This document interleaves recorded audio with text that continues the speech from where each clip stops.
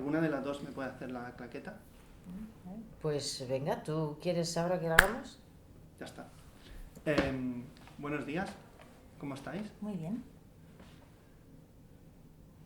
Yo siempre empiezo las entrevistas preguntando lo mismo. Primero empezamos por Ángeles. ¿Por qué hacer cine, Ángeles? Eso me pregunto yo. Porque yo tardé en llegar al cine. Y eso que en casa tenía... Claro, yo creo que precisamente porque venía, ¿no? Mi padre se dedicaba al cine y mi tío también, pues me parecía una cosa muy difícil. Y entonces yo estudié otra cosa, filología clásica, imagínate, nada que ver, y tenía otros trabajos y luego ya posteriormente, como cambiaba mucho de trabajo porque ninguno terminaba de gustarme, pues me apunté a un curso de guión que daba José Luis Borao y Mario Naindía. Hostia, José Luis Borao. Sí, y mira, Mario Naindía, un polimili que se salió de ETA, fue mi primer profesor de guión. Y entonces, bueno, pues ahí encontré mi acomodo. Supongo que hago cine, primero es un oficio, pero también es un oficio que me hace bien como persona. Gabriela, administración, dirección de empresas he leído y luego escritora. Sí. ¿Y ahora? ¿Por Bueno, qué eres escritora? Bueno, yo siempre escribí desde pequeñita. Cuando aprendí a leer, empecé a escribir. Para mí era como parte de mis juegos. Yo muchas veces me inventaba obras de teatro y mis amigas las representaban y me inventaba historias. Pero luego es verdad que durante los años de universidad no escribí casi. Y fue un poco a raíz de la muerte de mi madre que volví a tener esa necesidad. A mí me hubiera encantado haber estudiado periodismo, filosofía, pero bueno, en casa consideraba que no eran carreras con salidas y me vi un poco presionada, totalmente presionada a estudiar empresariales y la terminé y luego he encontrado mi camino. O sea, he vuelto a escribir, porque bueno, yo creo que si está ahí, está ahí. ¿El proyecto nace de la productora? Porque Gabriela en una entrevista ha leído que a través de una productora que lee la novela y quiere que esa sea su primera producción. ¿A ti cómo te llega el proyecto, Ángeles?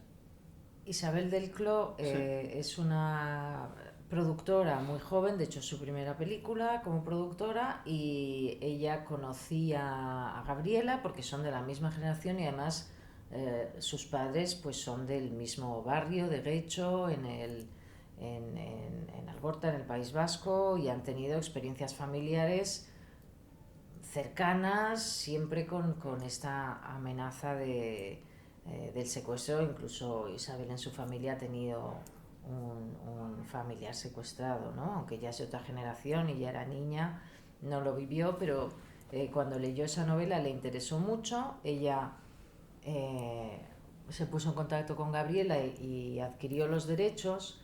Yo leí la novela cuando salió, muy al principio, porque mi pareja era editor en esa misma editorial, y le dije, pero bueno, esto me gusta muchísimo esta novela. Que alguna vez lo he grabado.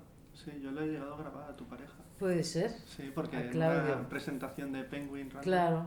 ¿Qué novela era? No sé, pero yo lo grabé. A Claudio López de la Madrid. Y entonces ¿Sí? él me dijo, pues me parece, déjame que pregunte, pero a mí me parece que alguien ha comprado ya estos derechos, que ya están cogidos. Y yo dije, bueno, pues entérate por favor a ver quién es, porque yo, bueno, le plantearé a esta persona si no tienen director y no tienen guionista, bueno, que me tengan en cuenta.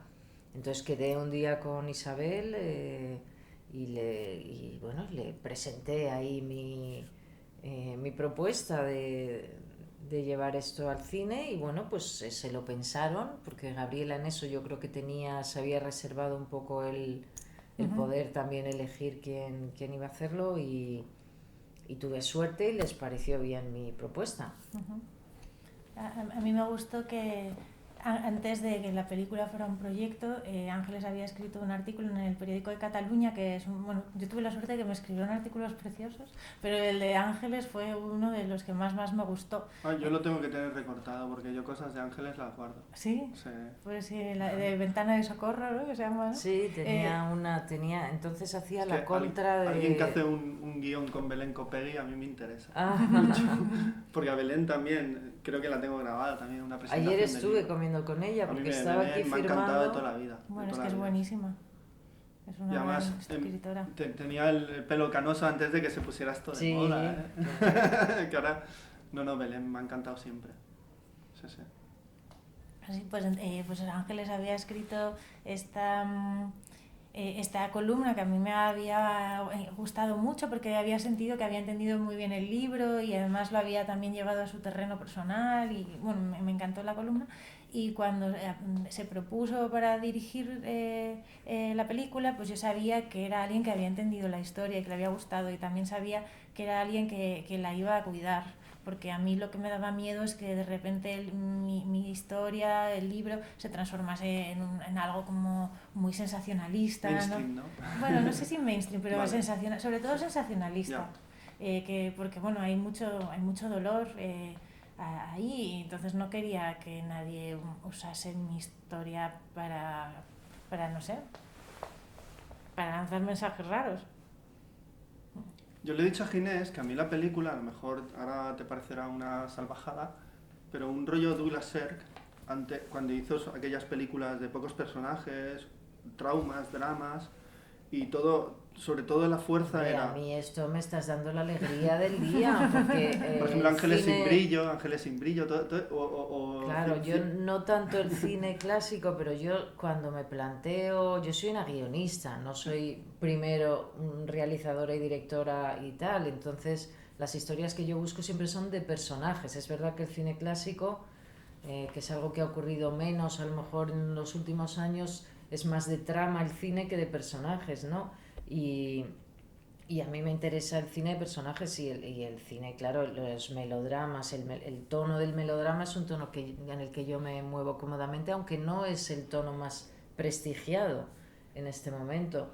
Para mí el referente, cuando me planteo cómo trabajar, aunque a mí como espectadora me puedan gustar mucho otros directores, pues el cine francés o un cine con una, a lo mejor, arquitectura más libre, formal, pero para mí, por ejemplo, es Sidney Lumet, ¿no? Esa puesta en escena clásica, que sea invisible, que la cámara no sea más importante que los actores, y entonces, pues sí, me gusta que tú saques esta referencia, que aunque sea muy alejada, pero sí, es un espíritu que a mí me suena familiar y con el que me sentiría cómodo, ¿no? Pone guión de Ángeles González Sinde, colaboración Gabriela Ibarra. ¿Cuál ha sido tu colaboración, Gabriela? Pues Porque hubo la posibilidad de escribirlo juntas, ¿o no? Sobre todo para mí era muy difícil volver a escribir el libro, o sea, yo eso no puedo hacerlo. No. Entonces, lo que sí que hicimos fue hablar mucho y sobre todo en la primera parte en crear como el argumento de la historia, porque el libro y la película son bastante diferentes. En el libro, para empezar, las historias están divididas en dos bloques muy claros. O sea, se cuenta primero todo la historia del abuelo y después se cuenta toda la historia de la madre. Sí, y en la película... Ahora yo estoy en la historia de la madre, la primera parte es la historia del abuelo. Claro, entonces está como en dos bloques. Sí. Y luego además en el libro el personaje de la madre tiene mucho peso y en la película tiene más peso el abuelo, ¿no? Entonces hubo que hacer pues un ejercicio pues de mezclar las dos historias, porque vimos que no funcionaba bien el guión cuando estaba dividido en dos bloques, que funcionaba mejor partido, y luego Ángeles decía, bueno, pero el padre estaba ahí, que quería que tuviera más protagonismo. Es que a mí el padre me encanta. Sí. En la novela me parecía que yo quería saber más cosas del padre y bueno, y me parece que dramáticamente funciona muy bien la tensión que tienen y entonces... Bueno, pues tal vez porque a diferencia de Gabriela, cuando yo tenía la edad en que ella pierde a su madre, yo perdí a mi padre. Y bueno, y esta es una manera de trabajar un aspecto, una carencia que yo tengo, pero también porque me parecía que era daba mucho de sí esa relación y es lo que hemos agrandado con respecto a la novela. Y bueno, entonces hubo algunas veces que Ángeles pues decía cómo abordar este tema, no lo sé, y igual yo le podía dar alguna clave, pero el trabajo de escritura sobre todo lo ha hecho Ángeles, aunque yo sí que he visto todas las versiones y en algún momento podía hacer alguna sugerencia. Así he estado más como a su servicio de apoyo. De hecho, la película empieza, la parte del 77, parece una peli de Costa Gabras. Es Bueno, secuestro, es banco, otro de mis referentes. Y digo, ¡guau! Qué bueno es esto! Y el chaval es formidable. Es El buenísimo. chico Fernando Yagüez es formidable. Uf, Lo ¿dónde hace lo habéis muy sacado? bien. Esto es una joya, ¿eh? Pues hacer pruebas de casting y pruebas Es de una casting. joya. Y además está muy bien caracterizado, que no parece de los 70, parece otra cosa, parece atemporal. Porque Sí. está en... La película es como mucho... De hecho, la secuencia final, sin desvelarla, ¡oh, qué bien montado y qué bien filmado está eso, ¿eh? En serio. Yo me quedé Bueno, y súper él lo flipado, hace, ¿eh? ¿cómo lo hace? Eso parece una peli de los años 80 de Imanol Uribe, La muerte de Mikel, parece un rollo eso, ¿eh? O sea, y está súper bien filmado. Bueno, es que no quiero desvelar nada porque es muy cojonudo todo. Qué contenta me estoy poniendo. Pues mira, Y además es muy difícil filmar eso porque estás hablando de dos tiempos muy diferentes y joder, la ambientación, pone allí Barazar y luego ves como tantos años después lo que queda de eso, ¿no? Y todo el camino. Y es que, bueno, luego lo digo porque es que voy a desvelar el final y no quiero desvelarlo. Pero está súper bien filmado eso. Pues esa secuencia, yo normalmente cuando trabajo y también cuando escribo novelas, a veces también me ocurre, pero tengo el final incluso dialogado clarísimo. Vale. Entonces yo puedo no saber lo que hay entre medias, sé cómo arranca la historia, pero el final para mí es muy importante para ponerme a escribir. Y yo tenía muy claro ese momento que en la novela, tú cuentas que estabas escuchando Radio Clásica y lo que está sonando en Radio Clásica y todo esto, pero a mí ese momento intentar recrear lo que en la novela es un momento individual, personal de la narradora en el coche, en el Alto de Barázar y todo eso, y que no ocupa tantas líneas, pero para mí era realmente el clímax, el momento central del desarrollo total de la historia, y eso lo tenía muy claro.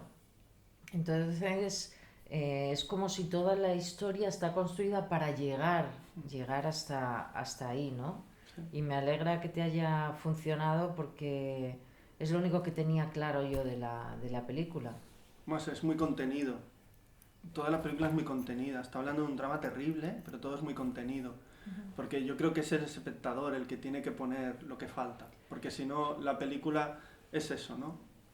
Son cuadros sin sentido, ¿no? Es el espectador que tiene que participar diciendo, hostia, ¿por qué el padre actúa así? Hostia, claro, es que ha tenido que ocultarse toda la vida. Y ella quiere saber, joder, es normal que ella sepa, porque ella tiene otra historia, ha vivido otro rollo. De hecho, cuando ella nació, la historia del abuelo había pasado hace 6 años. Hostia, claro, uno quiere no construir y el otro quiere construir. Y tienen que encontrarse en algún momento, ¿no? Buah, y toda esa tensión que hay es brutal. La secuencia de que están comiendo, ¡buah!, es buenísima, cómo va increciendo. Sí. A mí se me dan muy bien las discusiones, porque en mi primera película, en La suerte dormida, hay una secuencia que a mí me encanta, que es Adriana Ozores peleándose con su padre, y luego en Una palabra tuya hay una discusión importante también entre Malena Alterio y Esperanza Pedreño cuando encuentran el bebé, y son secuencias que exigen, claro, tener muy buenos actores, ¿no? Y sí, esa era otra secuencia que me parecía importante. Y esa secuencia no está en la novela. No. Esa es Invención. Bueno, una deducción, no Ujú. una invención. ¿No? Dadas estas circunstancias y dados estos personajes, ¿es previsible, es imaginable que en algún momento esto ocurriera? Pues sí. Ahora para terminar quiero que me digáis qué película cambió vuestra mirada como espectadoras cuando erais jovencitas. 18, 19, 20 años. Cuando empiezas a ver el cine de otra manera. O el cine te entra de otra manera. Ay, pues qué película más... Qué pregunta más difícil. Mira, hoy estaba yo acordándome de una película... a ver, hay dos películas distintas. Como espectador hay una película que a mí me impactó muchísimo en ese momento y que habla de algo que a mí me interesa mucho y que la vi cuando yo ni siquiera era guionista ni nada, porque yo debía ser estudiante, sino adolescente, que es Gente Corriente, Sí. de Robert Ordinary Redford. People, que ganó el Oscar y tal. Sí, sí. La primera peli que hizo Robert Redford, del Sí, director. esa película... Donald Sutherland. A mí me impactó mucho y son de esas películas que dices, yo quiero hacer esto. Y luego, por otra parte, para mí, luego han sido muy importantes películas españolas o películas europeas. Vale. Películas que a mí me han servido mucho, pues Lloviendo Piedras de Ken Loach, por ejemplo. Y luego, en otro orden muy distinto, pues por ejemplo, El extraño viaje. O sea, cómo poder construir lo excepcional desde la normalidad. Es algo que me interesa mucho. Y además, si es una cinematografía más próxima a la nuestra, porque ¿para qué me voy a engañar con una película de Hollywood que yo no voy a tener esos recursos? Pero los recursos de Lloviendo Piedras o los recursos de Fernán Gómez yo sí los puedo tener. Y cómo hacer algo excepcional, excéntrico, pero al mismo tiempo verosímil de la vida de un pueblo, como es El extraño viaje, pues ese tipo de películas a mí sí me han servido, me han marcado y siguen siendo referentes. ¿Gabriela? Pues a ver, yo, claro, hay distintos momentos.